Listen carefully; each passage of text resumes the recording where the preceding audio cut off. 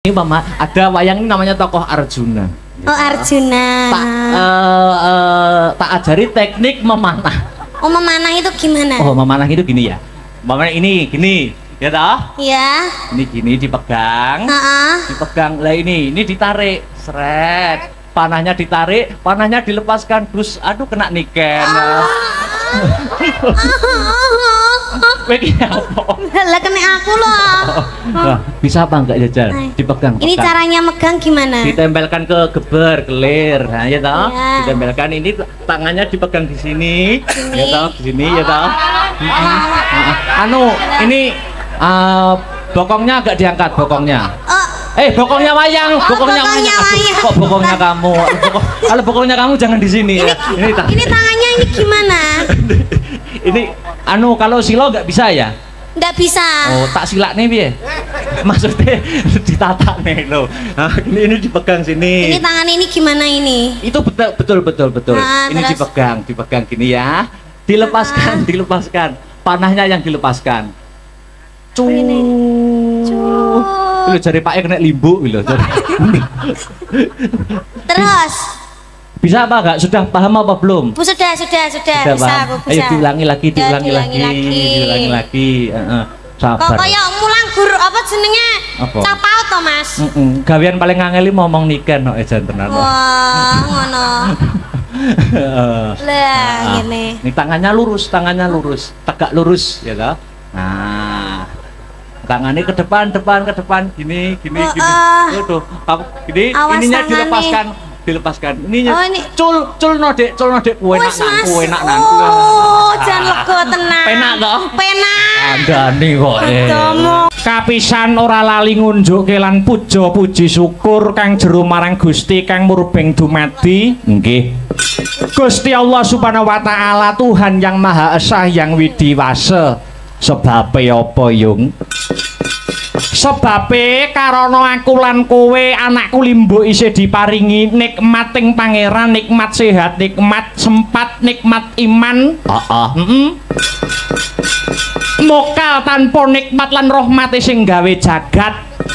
Awake bisa manunggal, tetunggalan ana ing Kemlaka Legi Kadipaten Nganjuk kene nduk. Ngono ya, Mak. Musik iki kok katon gayeng gumarenggeng iki jane dalam rangkaian apa to Mak ngene ya Nok adicara wayangan bengi iki dalam rangkaian Hari Sumpah Pemuda tanggal 28 sasine Oktober. Oh ngono ya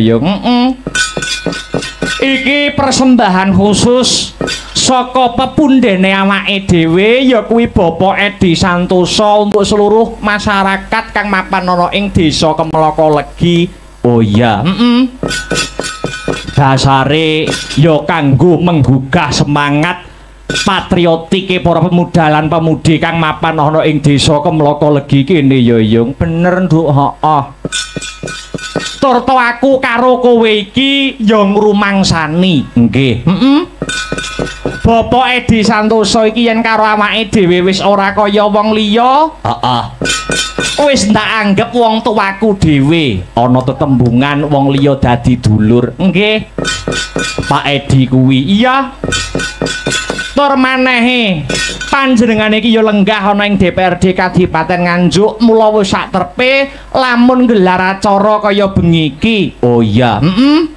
Idep-idep menyerap aspirasi dan memberikan hiburan kanggo para warga masyarakat khususnya warga masyarakat Kemlaka Legi. Nggih. Mula wis sak terpe ya Yung yen awake dhewe ngaturke panuwun kang tanpa upama. Tenan kok Nduk. Ngaturke panuwun kang tanpa upama. Terima kasih yang sangat banyak. Sungkem bekti kula kunjuk Pak Edi Santosa ingkang sampun pitados kalian kula sak rombongan paring nelipur gelar kelir gantung gong Pak wonten ing Kemlaka Legi mriki. Nggih Yung, heeh. Dasare Nduk piye? Dasare para warga masyarakat kang mapan ana ing Desa Kemlaka Legi iki yen karo awake dhewe sak kanca wis manjing kaya sedulur. Awake dhewe sowan rene iki wis marambah makaping-kaping bola bali. Oh langganan kok. Apa ya tumon setahun ini ning Kemloko Legi minimal ping pindho lho, Nduk. Lah ya, kuwi wajib. Heeh. Sadurunge kae iki ya ditimbali lumantar Pak Lurah. Heeh, kae biyen bener. Heeh. Mula ana rangkaian Hari Sumpah Pemuda iki kowe bakal tak tuturi. Heeh. Aku sing selaku cah enom bingung. Mula aku nyadong dawuh ana ing Hari Sumpah Pemuda iki biyung arep paring pitutur apa marang anakmu Limbuk. Ngene ya, Nduk. Ana adicara Hari Sumpah Pemuda iki aku bakal paring weling para penjajah saiki wis ora njajah secara fisik, nanging ada 3 cara untuk melemahkan pemuda Indonesia sing pamriye njajah marang bangsane dhewe. 3 kuwi apa wae, Yung? 1 ya kuwi kaburkan sejarahnya. Dadi para pemuda iki digawe ora weruh karo sejarahe, ora ngerti karo kehebatane para leluhure. Oh ngono. Nggih. Angka 2. Angka 2 ya kuwi hancurkan bukti-bukti sejarahnya agar tidak bisa diteliti dan dibuktikan kebenarannya. Oh ngono. Jan. Omonganku wis kaya sarjana seni ya, Nok. Heeh. Angka 3. Angka 3. Sing ora kalah wigatine ya kuwi putuskan hubungan mereka dengan leluhurnya sehingga leluhurnya dikatakan bodoh dan primitif. Lah iki sing bahaya, Nduk. Ngono. Nggih. Yen awake dhewe iki wis ora duweni kebanggaan karo leluhure awake dhewe, leluhure awake dhewe dilokke wong Jawa ki kuno, wong Jawa ki primitif, wong Jawa ki bodoh. Ya iki sing bahaya, Nduk. Oh ngono ya, Mak. Mula ana tetembungan jas merah ngono kae ya, Yung. Jangan sekali-kali melupakan sejarah. Betul, Nduk. Apa maneh penyakit gone bangsane dhewe iki ora ngemungke mung korupsi wae. Lah banjur apa wae? Ning 1 ya kuwi tidak disiplin. Angka 2 tidak jujur. Angka 3 pelanggaran norma. Angka 4 intoleransi barang. Angka 5 hilangnya rasa saling menghargai dan memudarnya rasa nasionalisme berbangsa dan bernegara. Oh ngono ya, Mam. Mula diwiwiti saka Hari Sumpah Pemuda iki, ayo diwiwiti bangkitke rasa tresna bangsa kuwi mau, Nduk. Lan pemuda zaman saiki kudu berprestasi lan berkarakter. Nggih.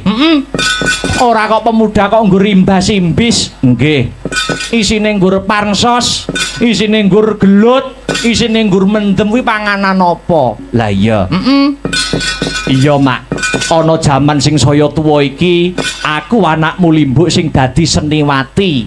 Mung njaluk pangestumu muga ora salah dalan nggonku melangkah dadi pemudining bangsa ya, Yung. Umurku ki sak ora-orane luwih tuwa timbang sampeyan, Nduk. Heeh. Isaku ki ya nggur ngemong karo kowe. Heeh. Prayoga sing tuwajuh rasamu, aja nganti keras budi kurang titi ya, Nok. Nggih. Sampeyan iso ngamati saiki kanca-kancamu kae do piye, ha to? Nakale piye, polahe piye? Aku ora elek-elek, ning yen iso wong nakal ki kudu nganggo bingkai. Oh ngono, Mak. Mergo cah enom iki isih labil dalam proses pencarian jati diri. Nggih. Ning ya kudu diati-ati ya, Nduk. Saya mumbul jenengmu saiki serawungmu kudu mulai ditata. Nggih, Yung matur nuwun. Kembali ke benang merah. Iki awake dhewe sowan komplit, plat AG Astra Brata Group. Ah iya. Saka kersane pepundhene awake dhewe Pak Edi Santosa. Heeh. Wayang gamelan Sonterop Borong Dalang. Ngaten nggih, Yung. Anakku saiki arep ndongake apa marang khususe warga Kemloko Legi.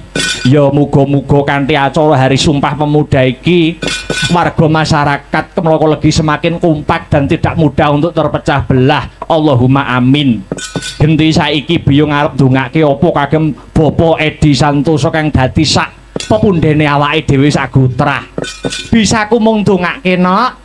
Muga-muga Pak Edi Santosa sak gutrah sekeluarga nggih pinaringan sehat bagas waras, pinaringan amanah anggone ngemban dados wakiling para kawula nggih. Ugi pinaringan rejeki kang kathah melimpah tur kebak marang barokah. Allahumma Amin amin ya rabbal alamin. Jebul kae sing ndak anti-anti wis malam hari ini juga disiarkan langsung lumantar via YouTube Astabrata Media. Oh ngono man. Jadi sing ora bisa kepareng rawuh ana ing TKP, ana ing lokasi bisa memantau lumantar HP ini dhewe-dhewe ngaten nggih yo. Wah penontonnya luar biasa wis tak titeni wit biyen.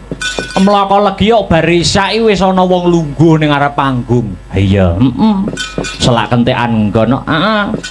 Bakule ya kebak no. Bakule iki wis kong kali kong karo aku kok. Oh ngono, tenan. Wis tak wenehi rapal supaya bakule iki laris. Oh ngono, heeh. Apa ana rapale? Ana. Rapale wong bakul, wong dodol ben laris iki piye? Slumun slamet, ya toh. Tolak sawat balindalan getih putih nyingkir, getih abang nyimpang, getih ireng meneng, debok bosok leak-leok. Sing dodol Janaka, sing tuku Sri Kandi, laris kanthi kersane ngalah. Angger kulaanmu 1000, ngedolmu 500. Met. Ayo bangkrut kuwi kok. Ya muga-muga didongake iki hawane nganjuk iki wit angger panas iki, awan iki mesti panas. Muga-muga ndang diparingi udan. Amin. Iki uga awake dhewe ora ijen saka kersane Bapak Edi Santoso pepundhene awake dhewe. Iki uga nimbali ya kuwi kadang bintang tamu sapa wae. Ya kuwi bintang tamu sing lagi naik daun. Sapa? Dik Niken Salindri saka Kota Tahu, Kota Kediri. Ayo, lagi naik daun. Oh tenan. Jadwali kebak kae, Nduk. Aku ki goleki selae angel ram. Lah iya. Goleki longgare angel-angel. Lah arep mbok jak apa? Ya tanggapan arep mbok jak apa piye. Kono sinden aku dalang ya tanggapan. Diaturi ngadeg ngancani awake dhewe. Monggo Dik jumeneng. Yuk spote sing wis digarap karo kanca-kanca monggo bebas mardika mawon. Ayo. Ya spote apa? Cah nom Ibrahim jan. Ayo Dik niki katuran jumeneng wonten ing sasana budaya ngancani Kang Mas Dimas. Yuk.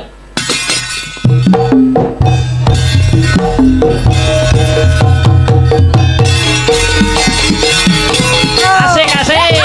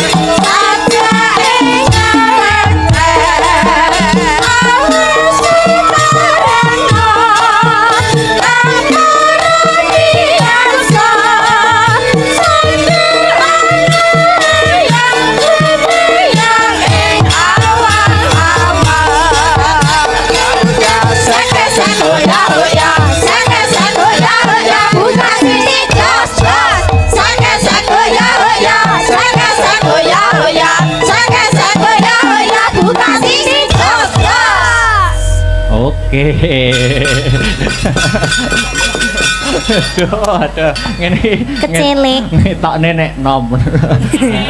Ngetokne nek nom piye to? Wilujeng dalu, selamat malam Dik Niken Salindri. Selamat malam Mas Akbar. Aduh, lama tak jumpa ya. Sudah lama banget tidak jumpa. Iya. Sekarang bertemu lagi di Desa Kemloko Legi. Desa Kemloko Legi. Iya, ini kita sudah di sini berapa kali? Kita pira ya? Aku Dua. Nek karo Dik Niken. Peng 10 harepe maksudnya. Ya. Iya. Injih alhamdulillah kita sowan teng desa mriki malih nggih Mas. Nggih. Injih niki acarane Hari Sumpah Pemuda. Nggih. Ya. Iki ditimbali karo pepundhene awake dhewe nun nggih menika Bapak Edi Santoso. Tiange sing pundi lho? Bapak Edi Santoso lenggahe wonten pundi nggih? Oh, terus repot mungkin Dik. Oh repot, Nggih. pun didoani aja. Didoakan aja. Semoga sehat selalu, Nggih. panjang yuswanipun. Amin. Lan ugi sing mirsani dateng mriki kula ngaturaken matur sembah nuwun sanget. Ya. Amargi sampun ikut hadir memeriahkan acara dalu niki. Nggih. Mugi-mugi pinaringan sehat selamat wilujeng sedanten. Amin. Panjang yuswanipun. Amin. Rezeki ingkang kathah barokah turah-turah ora lokaning malah kebak. Amin ya rabbal alamin. Nggih. Hari Sumpah Pemuda, Dek. Hari Sumpah Pemuda. Nah, harus semangat Iya. ya toh, karena kita mengingat perjuangan para pahlawan-pahlawan pemuda-pemuda zaman dulu dalam merebut kemerdekaan. Izo. Nah, semangat ora? Semangat. Ojo sambat ngantuk, ojo sambat kesel ya toh. Sopo sing sambat? Lu sampeyan no, senajan jadwale iki padet ya toh. Iya. Tapi harus semangat karena sing nonton kepareng rawuh lho. Semangat no, kan derek Ayang Akbar ki harus semangat menciptakan suasana yang indah. Sayang itu loh kalau diajak bicara kenapa tuh kok pegang HP tak sita loh HP nih. Ngene lho, ngene. Aku mbok celuk sayang, aku arep balesi iki ya piye ya? Ya wes ndak usah, berarti Ya, kamu udah sayang sama aku. Ora nih ora sayang ngono ora. Terus Yo aku ki yo dadi wong lanang ki yo serba pengertian toh, ya toh. apa? Aku ki arep bales jawab sayang, tapi kok ibaratnya ngene lho, Dik. Umpama diibaratkan ya. Piye piye piye. Umpama arep tak jawab sayang, ya toh. Ibaratnya jane aku wis suwi pengen nyeluk sayang. Jane aku wis suwi. Alah. Wis nyeluk sayang iki jane aku wis suwi. Masa toh? Ibaratnya wit zaman biyen ya toh, umpama diibaratkan seperti kembang atau bunga. Terus Bunga niki wit biyen tak sirami terus. Tak sirami terus, tak sirami terus. Ning aku ndelok kembang mau wis gede dhewe. Aku nggo iso ndelok kembange sing wis gede mau, tapi aku ora iso ngambu wangine kembang. ayo ndang diambu. Ayo. Ndang diambu. Ayo kendang diambu. Mosok panggah ramambu. Ngene. Ngene iki kok aku arep ngambu sampeyan kok ana sing nesu. Sopo? Yo, aku- Wah pacare sampean. Ya ora. Oh wis duwe pacar. Ora duwe. Terus Lah sapa kono? Aku arep memakor pengambu sampeyan kok enek sing nesu karo sampeyan ya to. Sapa? Lah jare sampeyan pacaran karo pemain bal-balan. kayak berita tekan ndi? David Beckham kan? Undang. Oh, ndak David Beckham ora ya? Astagfirullahaladzim kok. Mbok aja ngono Ora kuwi, kuwi ya. ora. Iso wae. Ana ibu maratuwa lho, salaman. Salaman. Ibu maratu. Ibu maratu. Kuwi mau wis tak salimi ning kon saliman maneh ya ora apa-apa. Ibu nyuwun doa restu nggih Ibu nggih. Mugi-mugi saged langgeng kados panjenengan kalian Bapak Kolil. Bapak Barok. Endi kok Bapak ki ya ampun Bapak. Wonge cek ngatur lampu wong. Kok iya ndelik to Bapak. Bapak nyuwun pangestunipun nggih Bapak nggih. Ayo ambung sik, Pak. Hei. Njaluk ambung Wong karo kan yo apa jenenge rasa anak karo bapak to Mas. Nggih. Tadi sampai sini jam berapa lo kamu? Jam 9. Wis saiki kok malih nyeluk kamu nyapot loh. Lah piye to nyeluk piye? Jare aku nak gur manut sampean to. Sampean jare mulai saiki wis ora gelem diceluk nama langsung. Wis ora gelem diceluk Niken ngono mo. Saiki nyeluke kudu loro, nek ora cantik ya nduk. Kapan muni ngono aku? Cete jek lho tak siarke. Aja ngono kuwi. Jan. Atiku kok ndruwodok ngene iki Mas banget. Lah sampean yo ngono kok. Apa? Sampean aku gak oleh nyeluk Mas asline lek ning chat. Loh, lah nyeluk apa? Sayang, ayo. Lek Mas ning chat ngono kae kon nyeluk sayang. Nek enggak tercinta, ayo. Ora aja bahas sing ora-ora ya. Lah sapa sing bahas dhisik kuwi mau sapa? Aja krungu wong liya ben sing ngerti awake dhewe wae. Oh iya. Nah ya, aja. Mas, Piye? sampean ulang tahunnya kapan? 8 Oktober. 8 Oktober saiki? Saiki 28 Oktober. 28 Oktober. Wisuda sudah kemarin 18 Oktober. Oh 18 berarti tanggal 8 18 28. Saiki sampean nyuwun hadiah apa? Aku nek pengenku jane nek karo sampean iki duduk hadiah yang berupa barang. Napa? Apa? Gak berupa barang iki apa? Ya barangnya sampean. Maksudnya ki barang sing teko sampean ngono lho. Mbok barang sing dikasih oleh sampean. Mau dong. Aku bawa sesuatu loh. Oh. Apa iki tenan ora? Ini tenanan iki. Aduh. Ini tuh sebagai hadiah rasa sayangku ning gone sampean. Amin. Kok amin? Oh iya. Ucapan sampean gimana tadi? Semoga panjang umurnya, sehat selalu, terus tambah sayang karo orang tua, amin. Tambah sayang karo keluarga, terus terutama saya. Sayang pura? Sayang. Kok sayang wis? Rasido tak kene iki. Sayang cinta. Sayang cinta. Ayo cium sik. Panggung satu. Aku punya pantun buat kamu. Apa? Aku mau dengerin dong. Iwak teri sambal kemangi. Cakep. Atiku gemati nggur karo Niken Salindri.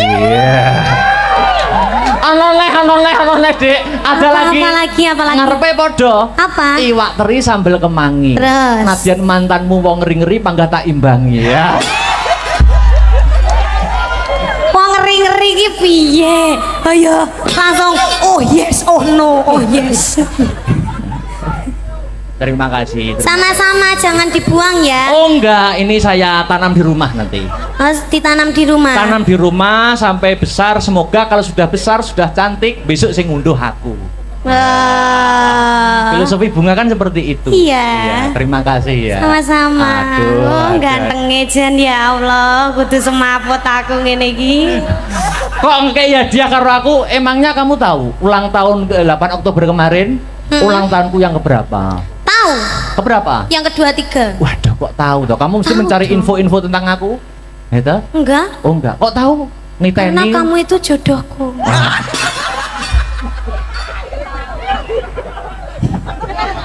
Ngene iki seneng kono ndelok ya apa wis goblak-goblak.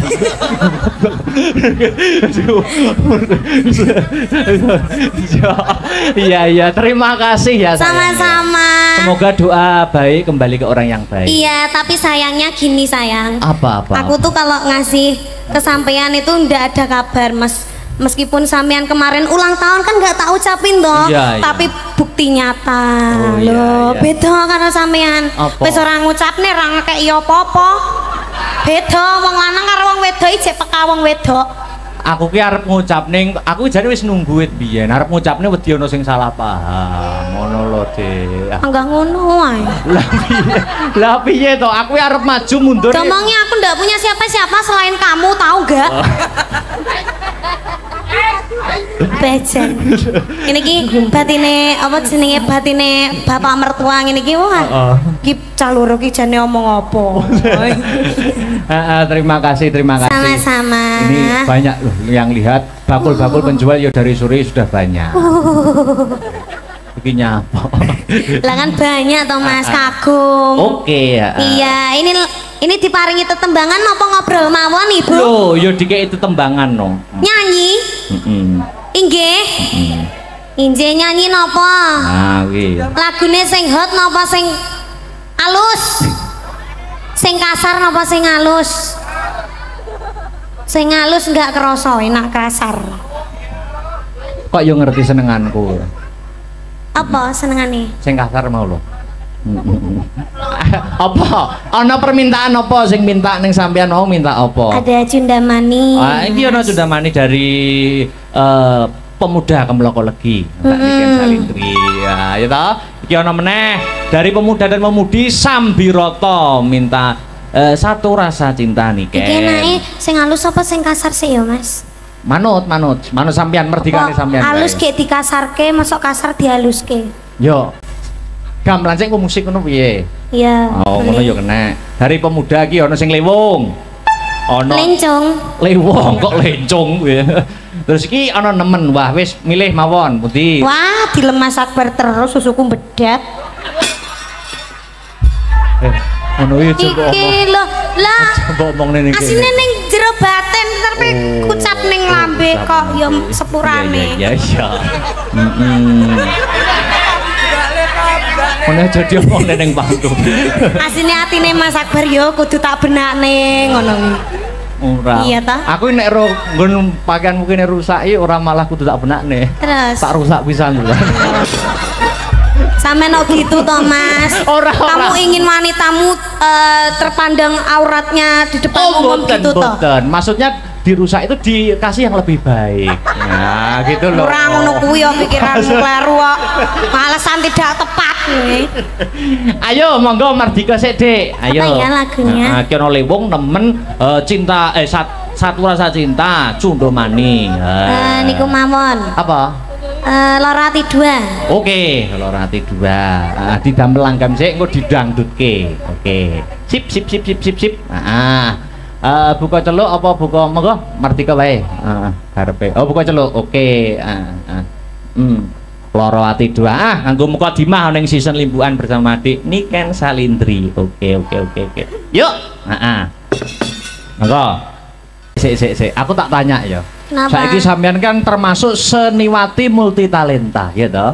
Ya toh. Panggung wayangan tuk kulon tuk etan lor kiduli mesti bintang tamu ini Dik Niken. Sejaranan campur sari dan lain sebagainya, ya toh? Sampean apa ora pengin belajar ndalang ora ketang sithik-sithik ngono ta? Belajar ndalang. Ora ketang sithik-sithik. Pengen. Tapi aku ndak iso. Loh, belajar ya. Jenenge belajar kan nggak ada salahnya gitu toh. Kapan lo lek belajar? Ya upama apa ora ketang nyekel wayang sithik ngono. Bisa apa enggak? Upama gelem apa ora? Upama tak arai ora ketang sithik teknik apa? Mau ora? Mau tenan ora? Aja mesam-mesem tak rabi kapoke kok. Gelem Mas. Lho kok gelem Mas? Upama tak arai teknik memanah wayang. Gimana? Caranya gimana? Gimana caranya? Mama sampean duduk sini, aku di belakang gimana? Boleh duduk. Kamu harus pakai ini ya, ndak bisa pakai gini. Nggak bisa, karena nggak ada yang buat nyelempet ini. Sini maju. Mama sini, mau duduk sini. Aku mbok pangku. Ojo no. Oh sakit. Aku minta apa ya ampun, sakit apa enggak? Piye? Sakit apa enggak? Duduk sana. Madep sana. Iya, madep. Opan. Iya loh. Wis barang wis sak nyamanmu. Ngene iki iman kuat, Imron sing ora kuat. Oh, namanya Imron. Kok jelek sekali. Besok tak ganti Dargombes. Ini Mama, ada wayang ini namanya tokoh Arjuna. Oh, Arjuna. Tak ajari teknik memanah. Oh, memanah itu gimana? Oh, memanah itu gini ya. Memanah ini gini. Ya toh? Iya. Ini gini dipegang. Dipegang. Lah ini ditarik. Seret. Panahnya ditarik, panahnya dilepaskan. Terus aduh kena Niken. Lah kena aku loh. Bisa apa enggak jajal? Dipegang. Ini caranya megang gimana? Ditempelkan ke geber, kelir. Nah, ya toh? Ditempelkan ini tangannya dipegang di sini. Ya toh, di sini ya toh. Ini bokongnya agak diangkat bokongnya. Bokongnya wayang. Kok bokongnya kamu?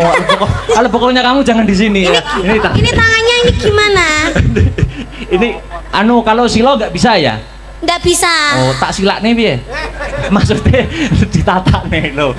Ini dipegang sini. Ini tangan ini gimana ini? Itu betul.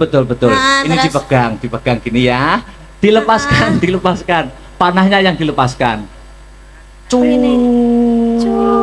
Lu jari Pak kena limbu gitu. Terus bisa apa enggak? Sudah paham apa belum? Sudah. Bisa aku bisa. Ayo diulangi lagi. Sabar. Kok kayak mulang guru apa jenenge? Capau to, Mas? Gawean paling ngangeli ngomong Niken kok ejan tenan. Wah, ngono. Lah, ngene. Ini tangannya lurus, tegak lurus ya toh. Nah. Tangannya ke depan gini. Tuh, gini Awas ininya tangannya. dilepaskan. Ininya. Oh, ini. Cul nodek kue Wes, nak Mas. kue nak nang. Oh, jan lega tenan. Penak toh? Penak. Andani kok. Ngomongi ha. Wis. Wes. Engko tak privat neh ning omah Weh. ya. Jan merasane mak teratap semriwi kok, Mas. Jangan. Hati-hati. Panas mentopan aku nih, Jan. Duduk sini dulu. Temannya aku. Ya ini ada lagi bintang tamu Soko. Oh, ada binatang tamu. Ya, yang gantengnya lebih dari aku. Oh, tapi ndak mau. Lah apa? Aku sudah dibutakan olehmu. Wow.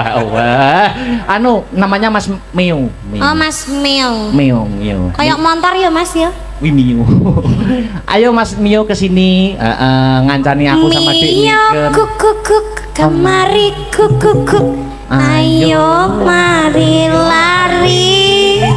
Mio, kuk, kemari kuk. Ayo lari. Mio, kuk, kemari kuk. Ayo lari. Amin. Ini lagu apa jane? Aja dipelera yo sak ramban. Yuk.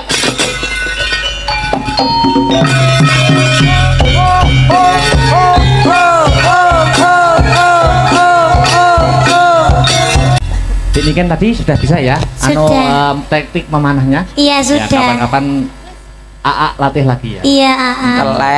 Telek. Telek-teleknya apa tapi? Aku nyawang kok HP kudu tak banting HP ku. Lah nyapo? Nyapa lho. Isine aku kingkeki terus teko kene arep kon dadi bat nyamuk ngono apa piye? Lah, Kok sobat nyamuk itu? kok sobat nyamuk lho. Aku ki yo ngenge ono bar. Oh, mau mbek aku. Iki karo iki lho, duk kuwi. Lah apa? Ya umpamane kowe karo kono aku yo sak ora-orane olehno buta apa-apa ngono lho. Mau njaluk buta, Mas. Timbang ora ono. Enek ndek mau menungso kloget-kloget ke larva ning kono Oh mau. anu to sing nganggo klambi bling-bling mong to. Oh, nggih bling-bling ngono mau. Joget-joget. Wah, mau Wayak. enek. Lagi iki lho. Eneng. Enek mong jane. Enek mau jane. Ning warung melenjan. Apik. Iki Isih kiki mangkal. meh aku metu ora dandan ngene. Lho nyapa? Nganggo jas no. Kok iso? Lho eneng lanang eneng wedok aku sing dadi naipe. Oh. Masuk ra? Masuk. Lah iya. Masuk ra? Iya. Lah. Heeh. Oh nek iki asline wis nek iki. Piye? Apa? Lho maksude wis padha karepe ngono lho. Piye? Wilujeng dalu. Wilujeng dalu kowe Dik Akbar. Alhamdulillah. Dik Niken. Wajan matur gunging panuwun. Heeh. Sampun paring tinimbalan dene Pak panjenenganipun Bapak Edi.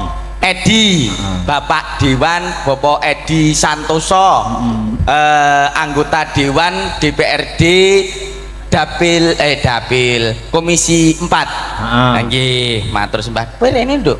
Kowe yo aja cedak-cedak Akbar kuwi ketoke meneng ning ganas meteng lho kowe kene. Astagfirullahaladzim. Aku dilokne pria yang tidak baik-baik saja. Alah ora tetep bagus, tetep bagus. Kebak ing tata krama kok.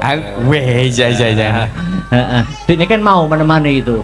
Mau, tapi nanti aku digondol mulai gimana? Kamu takut apa gila? Nyuwun sewu lho nduk, lah nek iki kan isih arep belajar lah aku wis loro Apa nih? sitok banci sitok bengkel. Tapi sampean yo nafsu to mbek aku. Kowe iki nek tak anggit Apa anak ngarep? yo anakku, Apa yen yo tak ngarep? anggit adi yo adiku. Akbar petuk mbiyen ki isih cilik wis dalang lho iki. Mosok.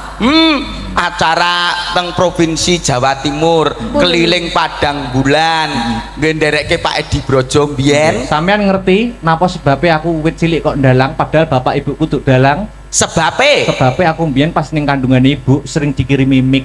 Lho. Dikirimi mic. Wireless Ini mic-e piye? Wireless tanpa kabel. Warnane apa? Warnane apa ngono kuwi? Mbuh ra patek tamat aku, Dek. Aku ki sakmono uga, Ger. Aku sakmono uga nyuwun sewu Meo kan kembar. Lho. Meo kembar. Oh, heeh. Terus sing adiku tak tekoni besok kowe nek lahir ning alam Padang pengen dadi apa? Pengen dadi arsitek, Mas. Sebabe pengen gawe omah sing gedhe to rombo ora kaya ning jero kene uyel-uyelan.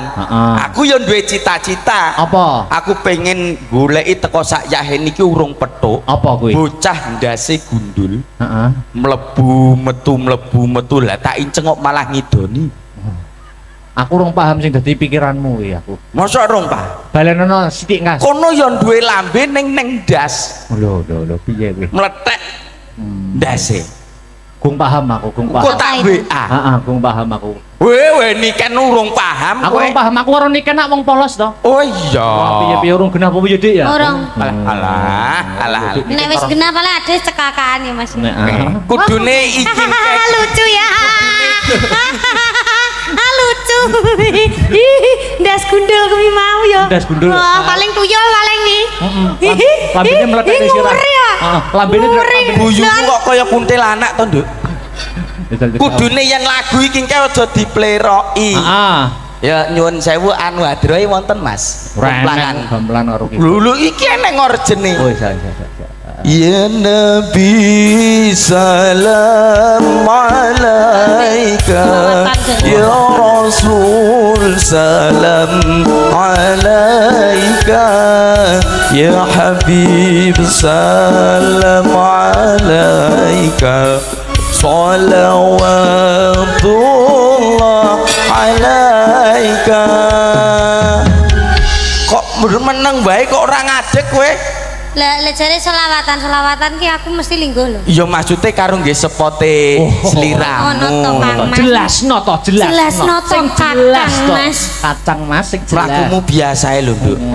Kowe iki biasa bareng bar lungguh kono mlaku malih centit-centit kena apa? Lho kan ben cantik kan feminim, wanita feminim. Mana sih kamu Wanita iki yen feminim ngono ya. Dadi mlaku bareng ngono ya ngene iki. Wajar. Wis kenal apa urung to jane? Wis saling kenal apa belum sampean sama Dik Niken? Aku ki gong pati kenali mbek iki kok. Salaman sik kenalan sik. Aku ki mbiyen raiku bagus. Bagus. Bagus piye bagus. Saben main karo iki njur ditoyori wae lambeku kok. Weh, aku pengen selawatane gawe lambe, iso. Lho, piye iki? Selawatan ya mau selawatmu mau piye? Selawatmu kowe mau piye? Oh ngene lho Mas. Sik to kowe iki ora lagi cedak karo iki ngono kuwi wis ngene lho. Dadi umpama jaman ketoprak ludruk, biyen ki umpamane tangan rene iki ora sampai kena sing muni ngisor. Oh ngono, aku iso aku. Tek ngene iki. Jajal. Opo kowe wani karo aku Kakang plak tapi kene gak teko nggon sing muni kene. Plak. Oh iya, jajal piye jajal. Apa aku ndek salah? Kudune kowe manut karo aku. Pripun Kang Mas? Kula mohon panut marang panjenengan lho Kang Mas. Iya. Lho, aku yo wis ngendika yen to sliramu kudu manut kalian pun Kakang. Terus kula pripun Kang Mas? Ora gelem. Kowe iki ora gelem njur ngaplok kene ngono ta nek kaploke kene. Lha jare sampeyan sing ngaplok tontonono. Dicontoni sik. Nonton angel rap. Seneni cah cilik kowe. Heeh. Nah, yo. Ini ya. Dang. Teknik ngaplok. Oh, ngono dadi sing muni kene ne. Oh iya iso aku iso. Ayo Duk di. Lho kok pekek kono. Lah isone ngene kok. Heeh. Piye to ki? Isone ngono ora apa-apa to. Lah aku nesoni kono. Aku lah mbok seneng nganggo mie kuwi. Lah nyapa? Meneng anget lho iki. Halo. Lah kok ndek mie kok ning anding speaker lah ya ndak nek muni. Ora muni iki ngonanku. Jejel. Ketoprak biyen ludruk, sing muni tangane. Oh ngono. Sing kene mung ngene ngono. Ya, Ndang. Ayo le. Kula mboten sudi kalian panjenengan Kang Mas. Aduh. Bener wi wong sing isor plek kok, sing isor plek kok. Plek kok sing isor. Sing isor plek. Tapi sing kene kebanteren. Lah terus piye? Tangan iki, tangan kene, Nduk, tangan kene. Oh, kuwalik paling Nduk. Kulino ngede. Oh, ayo dibaleni Nduk, baleni Nduk. Dadi kene mung ngene lho tok sing muni kene. Iya. Kula mboten nyepurane panjenengan lho, Kang Mas. Kang Mas. Monggo badhe menika setunggal nggih. Iya. Seneng kancane nyonyot. Ayo bener kok plek ngono. asem ke wajan suwe ra petuk ya Suwe no ra kepethuk, nggonmu Kang Mas. saiki kok mundak gingsul gayane ra mutu Iya, gingsul ketularan karo Mas Akbar. gaya lah nggonku lho gingsul sak cangkem kabeh Iya makane iki kena dike selawatan lho ngite. piye Ya Nabi salam. hop bar Iya. Bar. Api. mbahmu wis Ndang to. Aku roh. ora aku malah nggo cempolo Aku Sik, ora tak. puas. Api ya. iki wayang ora ning BPJS lho korban untu Apik, Tapi yo. aku penasaran, kuwi jane brengose tenan Proto. Lah, yo. iki Iki masa tenanan. iki angus Wih, idune moncrot kabeh. ngene lho Nduk Wih, ambune. Timbang. Wih.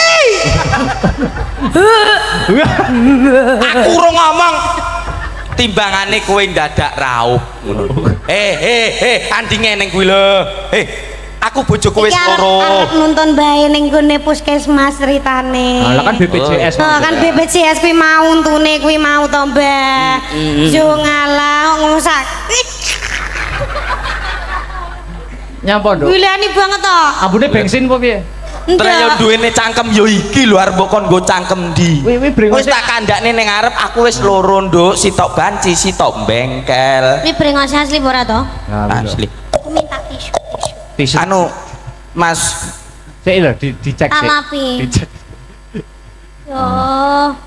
Kok rekoso men to ya? Ayo, Ya golek golek pangan. pangan samploan wae kok iso kaya ngene to, Kang Mas. Panjenengan lho, Kang Mas. Ya. Luar biasa sekali pengorbanannya panjenengan, Kang Mas. Labine keringetan dilapi. Kula trenyuh kalian panjenengan lho, Kang Nah, Mas. Panjenengan saestu tiyang sae, Kang Mas.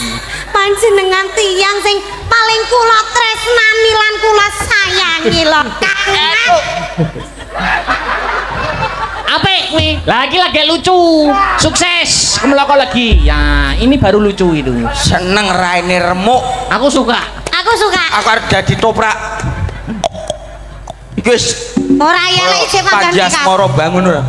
Kuwi ceritane piye? Ceritane piye? Panjas Moro bangun. Aku dadi apa?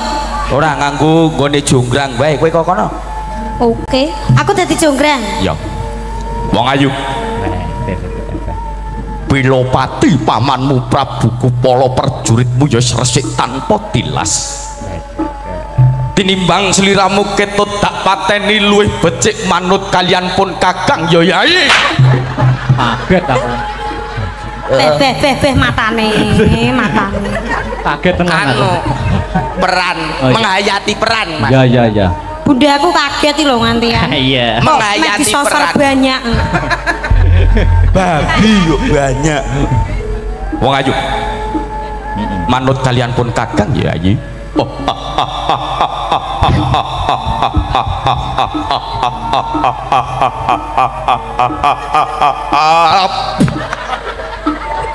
Wadah apik kuwi kok. Ojo banter-banter tukei lu. Lah ben kok ora ngamangap maneh kok.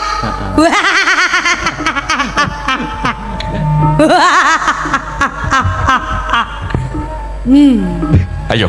Ayo. Manut kalian pun Kakang Yai. Loh. Opo Bandung kurang sugih? Heeh. Syukur wae. Opo Bandung kurang sekti? Iya. Opo Bandung kurang bagus? Kowe kurang elek Bandung. Oh, berarti bagus. Ayo. Manut kalian pun Kakang bakal tak suwitani tak pek bojo. Ora. Tapi garwa pamripani wong ayu. Aku ora sudi Bandung.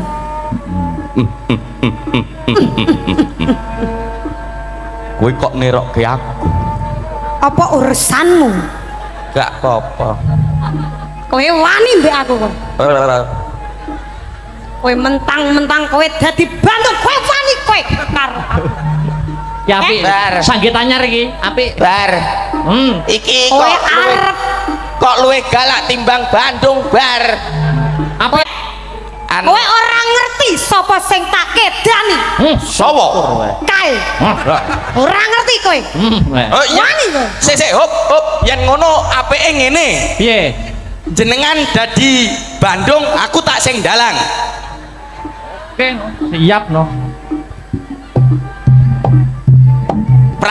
Fragmen. Bandung ki biasane ora disetujoni karo Roro Jonggrang. Nah sing dadi Bandung saiki Mas Akbar.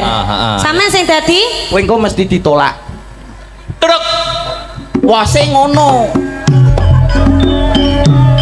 Rina pantaran ning wengi ora ana wanita sing tak penggalih, ora ana wanita sing mlebu ning jantungku kejaba mung sliramu wong ayu. Mas Akbar. Inggih Bandung. Bandung.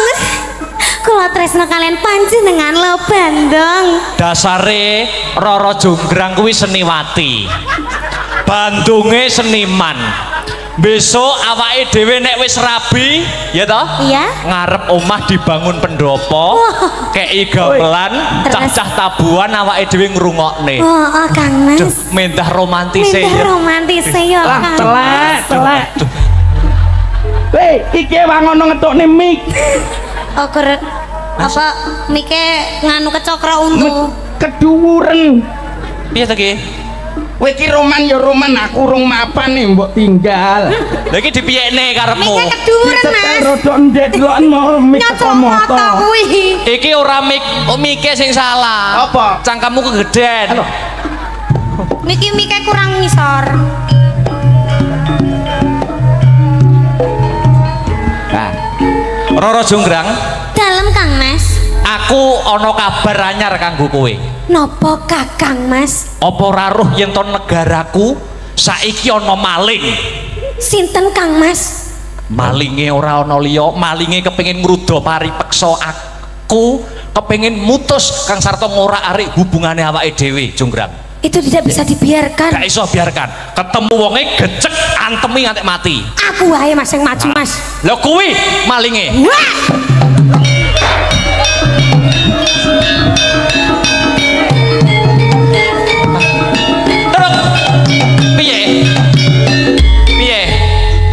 lakone apa? Bandung lakone apa? Bandung Roro Jonggrang no. Bandung Roro Jonggrang kok gepuki dalang. Ngendi malinge? Walah iki barang wis gak kena jak kompromi. Tuh silit banget. Gosok. Anu was mas. Aduh. Ngeprak cek ngeprak. Iki enek koplinge, iki enek gase. Heeh. Napa? Anu kena paku, Mas. Ora dalang nek ngeprak nggo sikil wis umum. Ha terus nggo lambe ngono. Oh, tapi lho lambene luwih maju teko sikil. Kita banter malan koyo kena seng lho, teng. Wis saiki enak no dalang ning kono sik. Aku tak nyanyi runduk niken. Oke.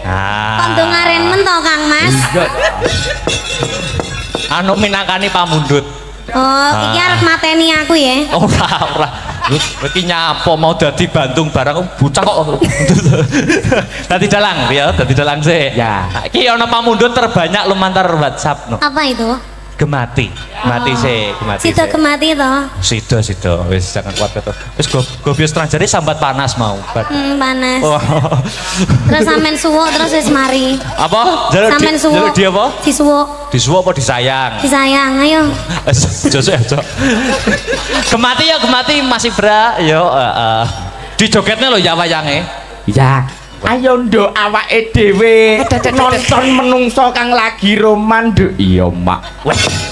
Wengko tahun ngarep Pak Edi nanggape kowe wengko. Ora masalah nih bintang tamune kowe. Ora sudi. Masuk engko karo iki. Kapan ndang rabi? Ngapa?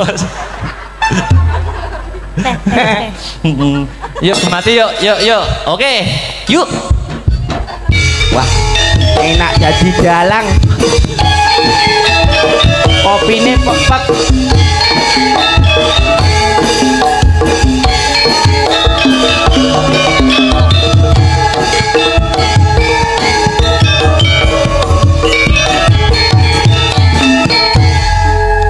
Eling nalika weruh sliramu kusuma ayu pucaan atiku anteng maneh wis lamun katulu meraati kemati marang aku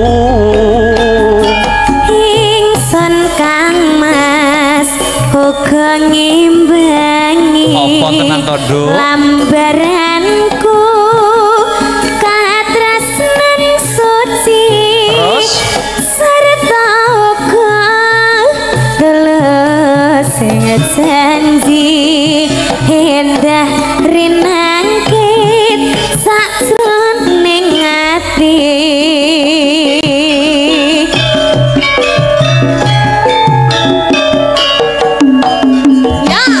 Limas aja blenjani tresno nadyan saiki pancen wis beda iya Kang Mas bakal tak jaga hati iki kemati mring paduka Kang Mas bakal blenjani aku ora bakal bisa lali iya Kang Mas bakal tak roti hati Keploko lagi bergoyang bersama Kang Mas sawit bersama Imeo Asta Brata suka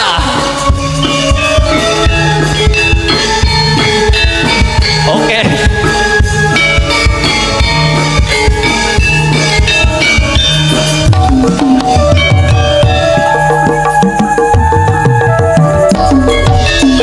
eling nalika terus liramu kusuma ayu pujaan atiku anteng manis lamun kadulu merati kemati marang aku ingsun Kang Mas uga ngimbangi lambaranku katresnan suci sarta uga tulus janji endah rinangkit sakjroning ati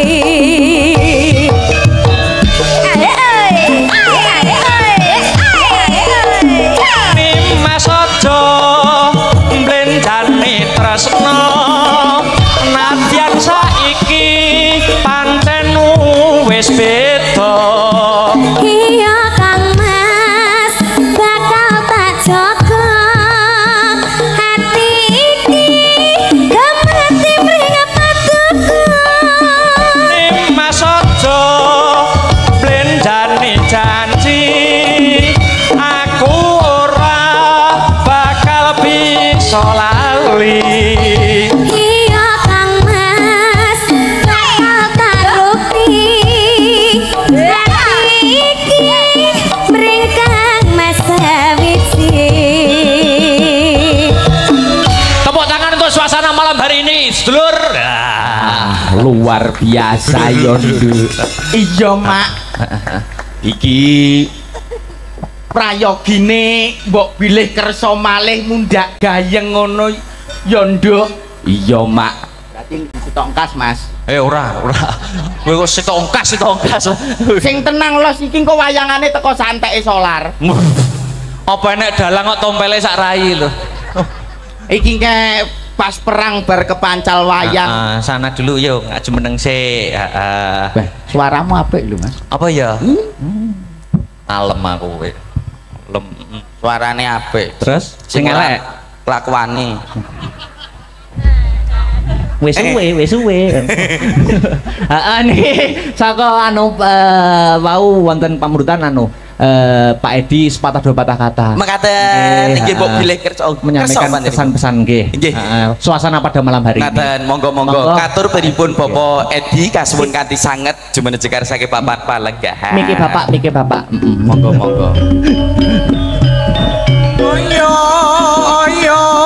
Monggo Pak Edi Santoso menyampaikan sepatah dua patah kata suasana pada malam hari ini.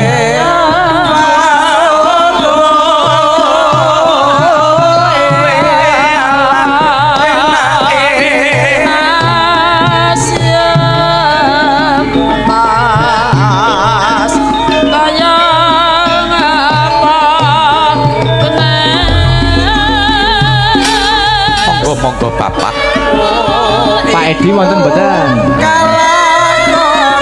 Bapak Edi Santoso anggota dewan monggo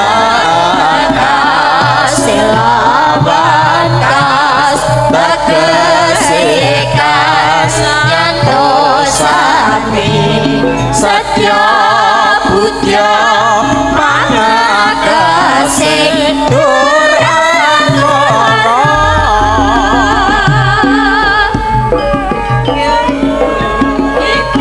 Subina malikatur pripun Bapak Edi Santoso monggo kasuwun kanthi sanget jumene cekar saking papan palenggahan Mangke riyen maning sasana budaya tembang-tembang sinden yani dhisik. ngaten nggih nggih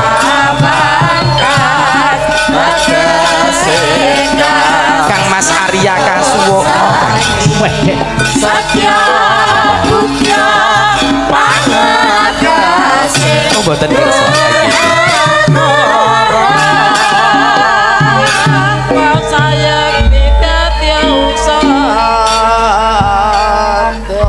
Sambil menunggu Pak Edi, nggih. anu tembang-tembangan sinden lintune riyen nggih. ngaten nggih nggih nggih nggih berarti wancine buah-buahan niki kakaturan Kok jumeneng iso buah-buahan iki lho. lho lah buah-buahan to ya jelas Nggih nggih nggih. momoke ngriki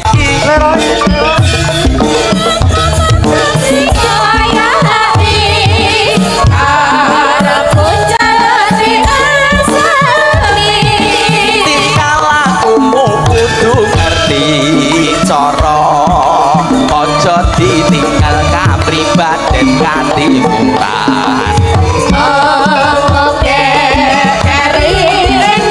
kaya sing eling iku budaya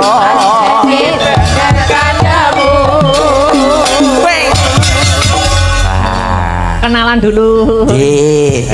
Kena wajan. Lah kok bagianku kok jenengan wis buruk rupa ngoten niku. Nah ya aku dong-dong malih kok. Oh ngoten.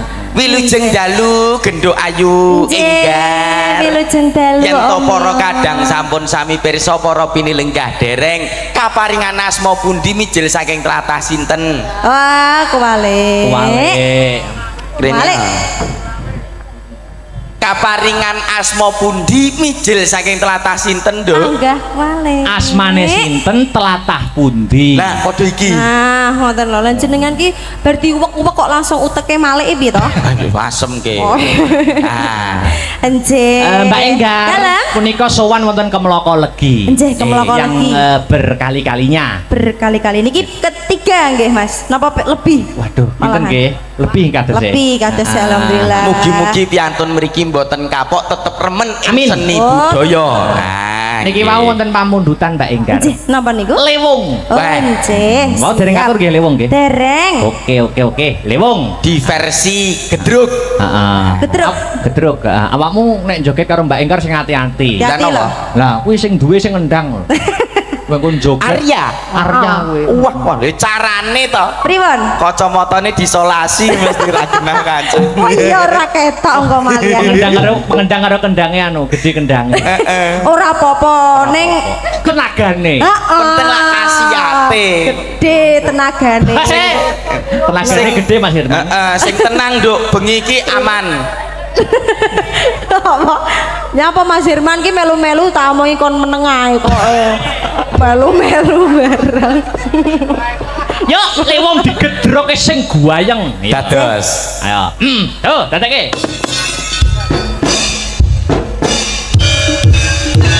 Iya.